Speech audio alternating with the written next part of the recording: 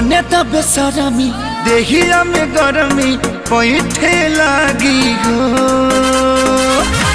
कमरिया ऐठे लागी हो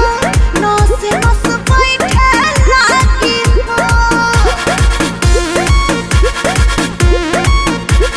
बने त बेसरमी देहिया में गरमी पैठे लागी हो